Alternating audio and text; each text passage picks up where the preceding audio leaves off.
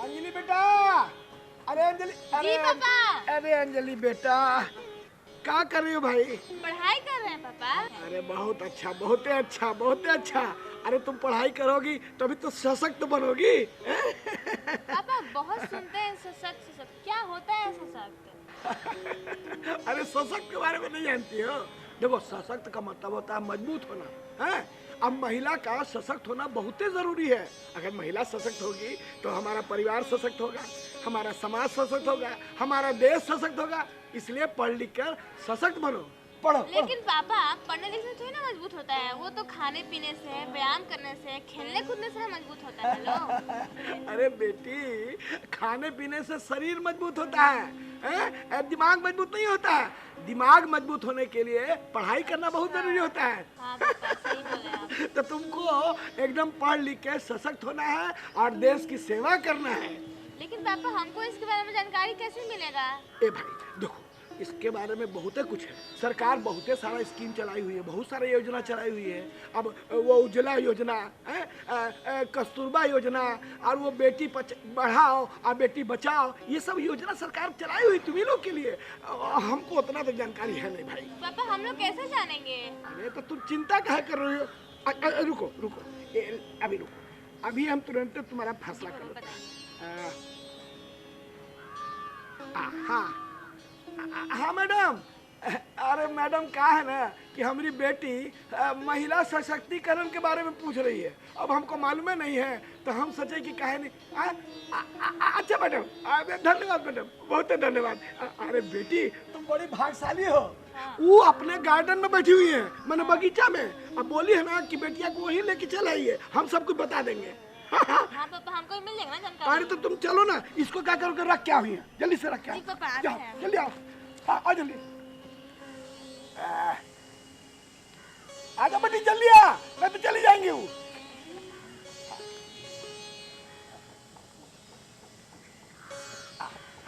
अच्छा पापा चलिए अच्छा। पापा। प्रणाम मैडम, प्रणाम। जानती मैडम, हम ही आपको फोन किए थे। आई हमारी बच्चिया है, यही पूछ रही थी कि महिला सशक्तिकरण यानी बाल सशक्तिकरण के, बालिका सशक्तिकरण के बारे में वो जानना चाह रही थी। जी अब मैम, पहले तो आपका बहुत बहुत धन्यवाद है कि आप हमको यहाँ बुलाई और अपना जानकारी देना चाह रही हैं। तो मैडम सबसे पहले अपना परिचय करवा दीजिए कि आप कहाँ से आई हैं और आपका नाम क्या है। नमस्कार, मैं आभा रानी, राज्य शिक्षा शोध एवं प्रशिक्षण परिषद महेंद्रू पटना से हूँ। और हम लोगों का काम है पाठ्य पुस्तकों का विकास, सिलेबस बनाना, करिकुलम बनाना। और जो डीएलएड बीएड की ट्रेनिंग होती है, इन सब का एनटीएससी एग्ज़ाम लेना, डिपार्टमेंटल एग्ज़ाम, बहुत सारे, मतलब वो राज्य की एकेडमिक अथॉरिटी है। तो महिला बालिका सशक्तिकरण के बारे में ये पूछ रही थी। तो कि बालिका सशक्तिकरण होता क्या है, तो मैडम वही बताइए ना पहले। सशक्तिकरण मतलब होता है मजबूत होना। हम देख रहे हैं कि अभी भी हमारे समाज में लड़कियों की संख्या घटते जा रही है। जब हमारा देश आज़ाद हुआ था उस समय से भी लगातार निरंतर संख्या घटते जा रही है। और इसके कारण बालिका सशक्तिकरण पर सरकार का, वो केंद्र सरकार हो, राज्य सरकार हो, सबका बहुत ज़्यादा बल है। क्योंकि हम लोग जानते हैं कि स्त्री पुरुष समाज के दो अंग, गाड़ी के दो पहिए के समान है, दोनों बराबरी का अधिकार है दोनों को। और कोई भी पिछड़ा रहेगा तो समाज का उचित विकास नहीं हो पाएगा। और इसीलिए कहीं का विकास दर जो मापा जाता है कि कौन सी जगह विकसित है, तो महिला साक्षरता से उसको देखा जाता है, बालिका साक्षरता से देखा जाता है कि वो कितना विकसित है। लड़की को लड़का के बराबर स्थान देने के लिए सरकार उसकी शिक्षा, उसका स्वास्थ्य, कि लड़कियां भी मजबूत हों, उसकी आर्थिक स्थिति सुधारने के लिए प्रयत्नशील है। और इसमें जब शिक्षित रहेगी लड़की, जब वो उसका स्वास्थ्य अच्छा होगा, स्वस्थ रहेगी और उसकी आर्थिक स्थिति अच्छी रहेगी, मतलब वो अर्जन करेगी, वो कमाएगी, तो उसका सशक्तिकरण होगा। जैसे कि आप देखते होंगे कि लोग अभी भी समाज में ये कहते हैं, बेटे के नाम से जाने जाते हैं कि उनके माता पिता हैं। लेकिन जहाँ लड़कियां अच्छा कर रही हैं, जिनकी बेटी अच्छी हो गई है, बेटी डॉक्टर हो गई है, बेटी आईएएस हो गई है, वो अपनी बेटी के बारे में बताते हैं कि वो मेरी बेटी है, हम उनके माता पिता हैं। तो जब स्थिति अच्छी होती है तो लोग उनका परिचय देना चाहते हैं, और ये सशक्तिकरण की बात है, यही बालिका सशक्तिकरण है। क्योंकि अपने राष्ट्रपिता बापू ने भी कहा था, महात्मा गांधी ने, कि अगर आप एक लड़की को पढ़ाते हैं तो पूरा परिवार शिक्षित होता है, अगर एक लड़का पढ़ता है तो एक आदमी शिक्षित होता है। इसलिए उन्होंने बालिका शिक्षा पे जोर दिया था कि लड़कियों को पढ़ाना ज़्यादा ज़रूरी है। आप देखते होंगे कि पढ़ी लिखी माताओं के बच्चे अशिक्षित नहीं रहते हैं, पढ़े लिखे पिता के बच्चे रहते हैं, क्योंकि पिता बाहर रहते हैं, पिता बाहर का काम देखते हैं। लेकिन जो पढ़ी लिखी माँ है वो खाना भी बनाएगी तो वहाँ बैठा के बच्चों को सिखाती रहती है। तो इसलिए पढ़ी लिखी माँ के बच्चे अशिक्षित नहीं होते हैं। और आज कोई भी तबका हो, वो शिक्षा के महत्व को जानता है। तो मतलब कि महिलाएं यानी बालिका अगर सशक्त हो जाएगी तो पूरा समाज सशक्त हो जाएगा, माने सब लोग समझदार हो जाएगा। बिल्कुल, क्योंकि परिवार की धुरी महिला होती है। हाँ। सबसे पहले तो माँ के रूप में, और इसीलिए अपनी जो संस्कृति है, खास के भारतीय संस्कृति में, जैसे गुरु का सबसे ऊंचा, उससे 100 गुना ऊंचा स्थान पिता का, और पिता से 1000 गुना ऊंचा स्थान माता का माना गया है। क्योंकि माँ एक तो 9 महीने गर्भ में पालती है और वही है जो वो भार उठाती है, और उसके बाद छोटे बच्चे की परवरिश वो माँ के हाथों में होता है। और माँ जब शिक्षित होती है तो कहते हैं ना कि अभिमन्यु की शिक्षा गर्भ से ही शुरू हो गई थी, चक्रव्यूह तोड़ा था। तो हम जो कहते हैं कि बाहर में सीखेगा बच्चा या स्कूल जाने पे सीखता है, ऐसा नहीं है। जैसा परवरिश होता है, जैसे माता पिता होते हैं, बच्चा होता है, तो बच्चा गर्भ से ही सीखना शुरू करता है। तो जैसी माँ होगी वैसा उसका मानसिक विकास होगा, स्वस्थ माँ होगी उसका बच्चा स्वस्थ होगा। अगर वो पढ़ी लिखी है, वो शैक्षिक स्थिति उसकी अच्छी है, तो उसका बच्चा, उसका इंटेलेक्चुअल, उसका दिमाग अच्छा होगा, वो अच्छा सीखेगा। तो इसलिए ये सशक्तिकरण में माँ की भूमिका बहुत बड़ी है। उसके बाद घर परिवार, जब बहू आती है तो वो परिवार संभालती है, बेटी है तो वो भी कहीं माँ बनेगी। तो चूँकि उसको माँ बनना है, इसलिए उसका बहुत बड़ा स्थान है बच्चे के परवरिश में। और इसीलिए महिला सशक्तिकरण की बात की जाती है कि महिला पढ़ा लिखा आदमी अगर जूता भी गाड़ता है ना तो अच्छा गाड़ता है। तो शिक्षा का आदमी पे बहुत बड़ा असर होता है, क्योंकि शिक्षा से जब पढ़ा लिखा व्यक्ति होता है तो दिन दुनिया में क्या हो रहा है वो जानता है। सरकार जो सुविधाएं दे रही है उसको पढ़कर जान सकता है और उसका लाभ उठा सकता है।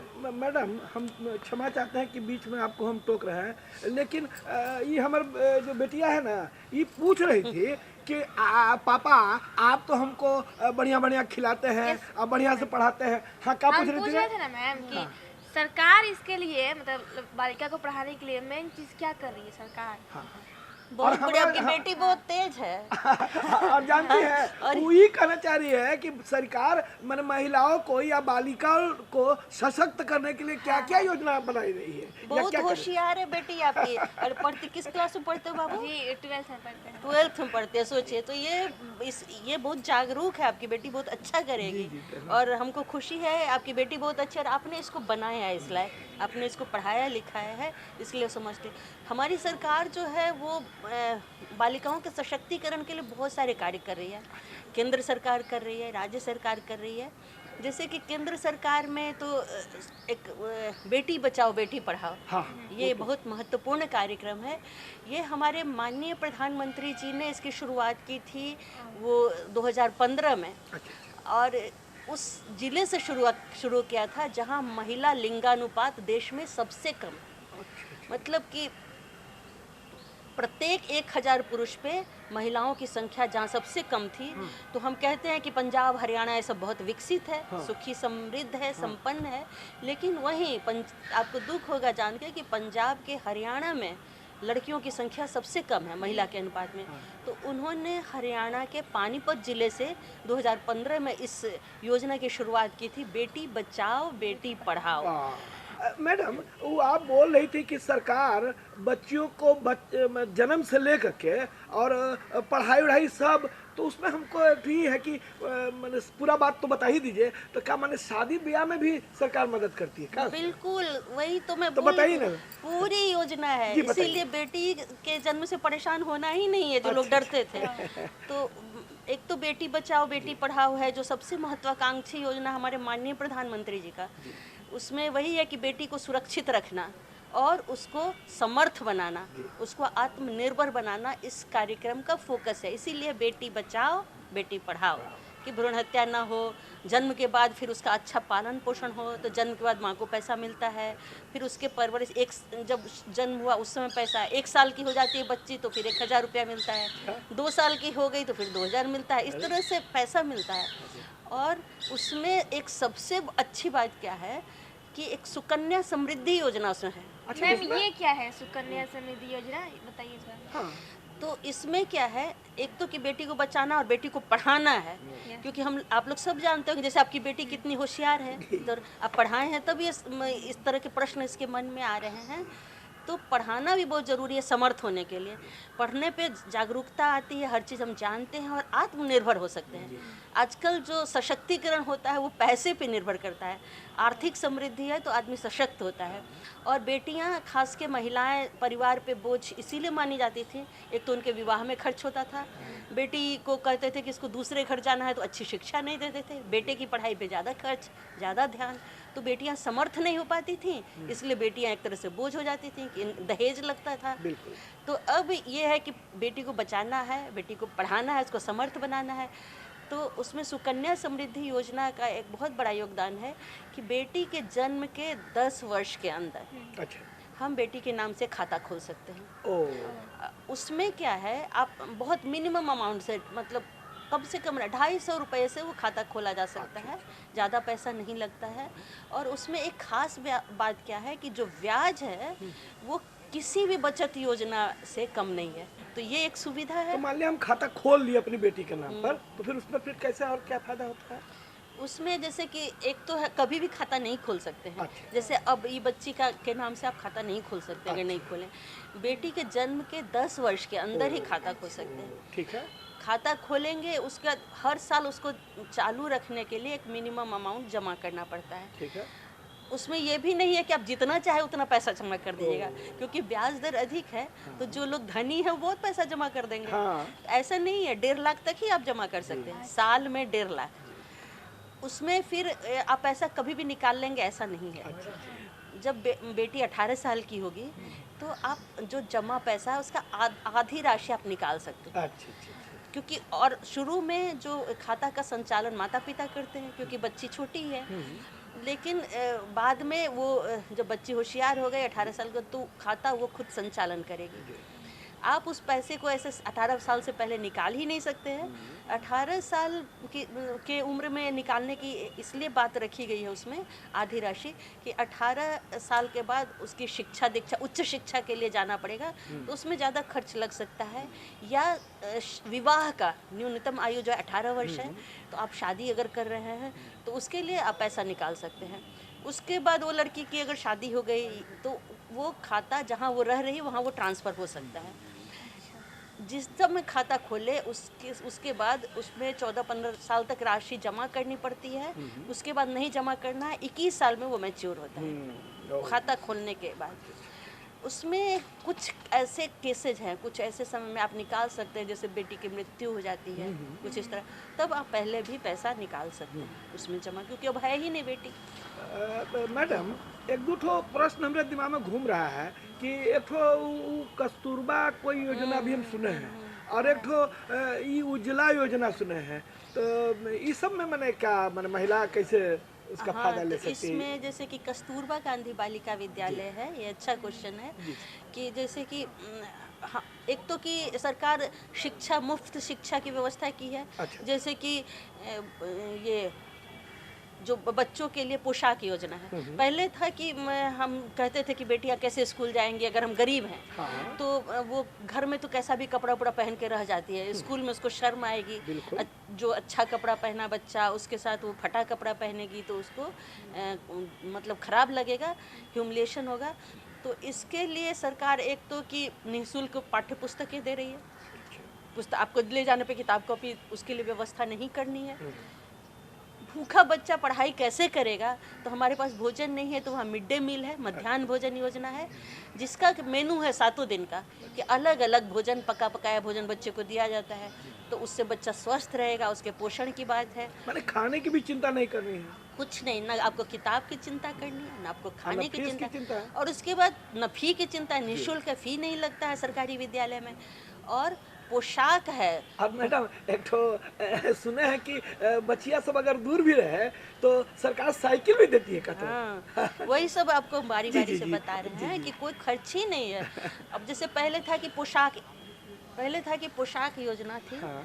और पोशाक योजना में उसमें पहले कक्षा 1-2 के बच्चों को पोशाक दिया गया, फिर 3 से 5 के बच्चों को, फिर 6 से 8 के बच्चों को। इस तरह से अपने राज्य में वो बढ़ाते जाया गया है। जैसे अभी भी 1-2 के बच्चों को 600 रुपया मिलता है पोशाक के लिए, कि वो यूनिफॉर्म बनाएगा जूता पहन के, और पैसा बचा तो उसके लिए स्टेशनरी वगैरह की जो कॉपी पेंसिल ये सब होता है वो खरीद सकता है। जो बच्चे मतलब कि उनकी पढ़ाई छूट गई है, स्कूल गया और पढ़ाई छोटे भाई बहन को संभालने के लिए, या माता पिता काम करने चलेगा बाहर तो लड़की घर का काम कर रही है, तो ऐसे में उसकी अगर पढ़ाई छूट गई, ड्रॉप आउट है या पढ़ाई नहीं हुई है, तो वैसी बच्चियों के लिए 10 साल की उम्र जिसकी हो गई है, तो वैसे बच्चियों के लिए आवासीय विद्यालय है। तो ये कस्तूरबा गांधी बालिका आवासीय विद्यालय तो है। मैम उसमें दोबारा पढ़ सकती है लड़कियाँ? बिल्कुल। जैसे जो बच्ची स्कूल गई और छूट गया, उसकी पढ़ाई छूट गई, तो उसके लिए तो ज़्यादा ध्यान देने की ज़रूरत पड़ेगी ना। वो स्कूल, मान लीजिए कि आपको 12 साल की लड़की है और उसका हम 6ठी में 7वीं में एडमिशन कराए हैं, नाम लिखाए हैं, तो वो नीचे का क्लास का नहीं जानती, उसकी पढ़ाई छूटी हुई है, तो कैसे उसमें रहेगी? कमज़ोर हो जाएगी। नहीं पढ़ पाएगी। तो इसीलिए ये आवासीय विद्यालय, इसमें विशेष ध्यान दिया जाता है बच्चियों पे, कि उनको उस कक्षा के लायक तैयार किया जाता है।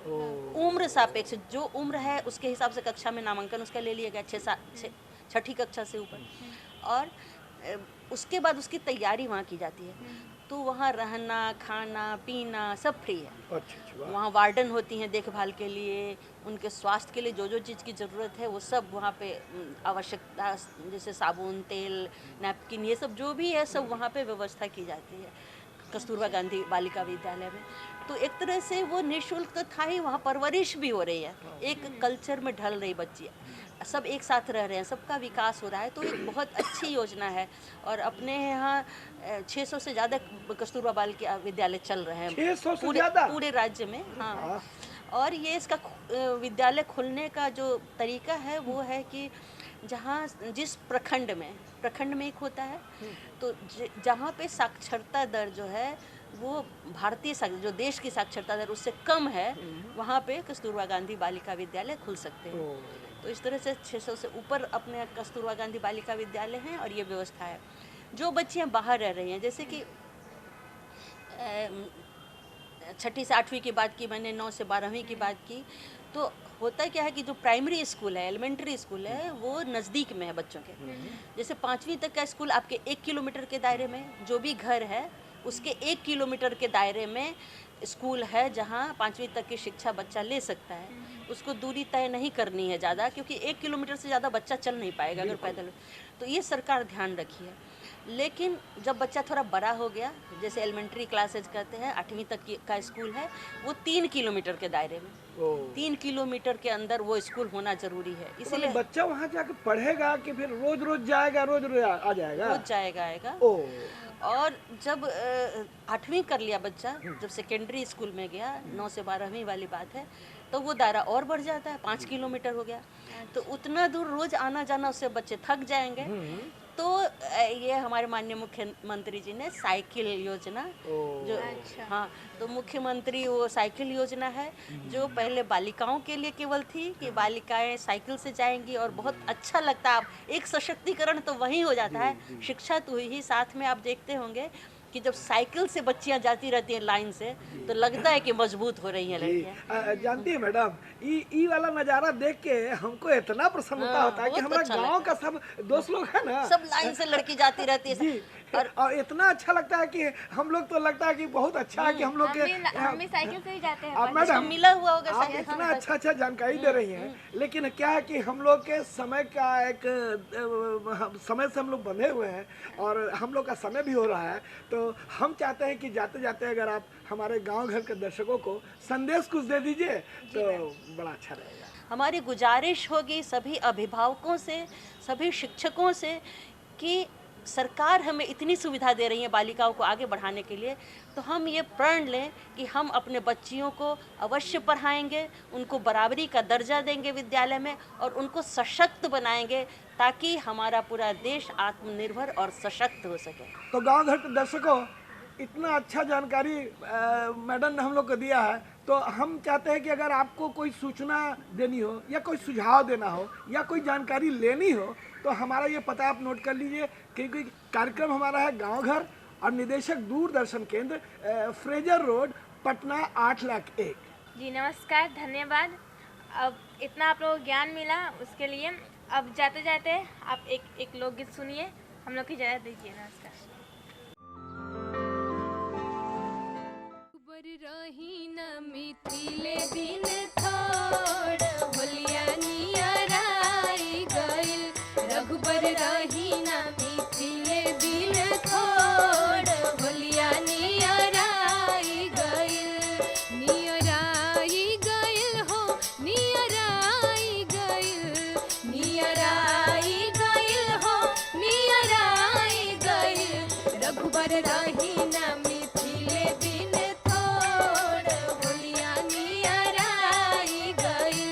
रघुबर रही न मिथिले दिन थोड़ होलिया नियराई गइल।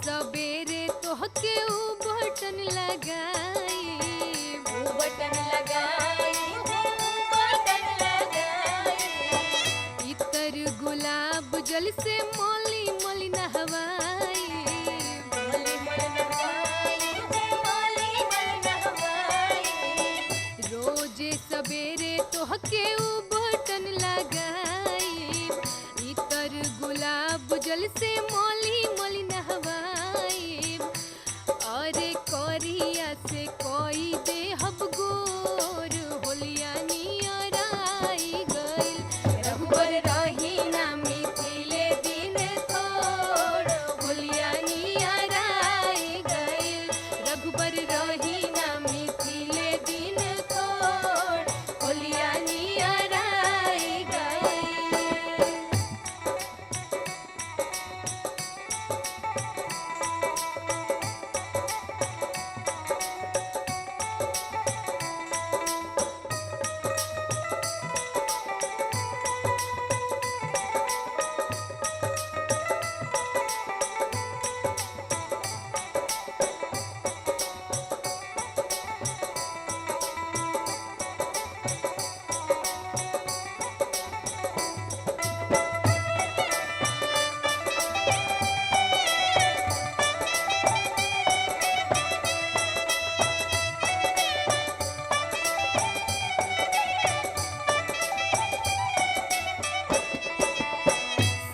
सरहज मिली साड़ी पहिराई है, साड़ी पहिराई है, हो साड़ी पहिराई है, नारायण से तोह के ऊ नारी बनाई है, नारी बनाई है, हो नारी बनाई है, साली सरहज मिली साड़ी पहिराई है, नारायण से तोह के ऊ नारी बनाई है, बान्ही घुंघरू न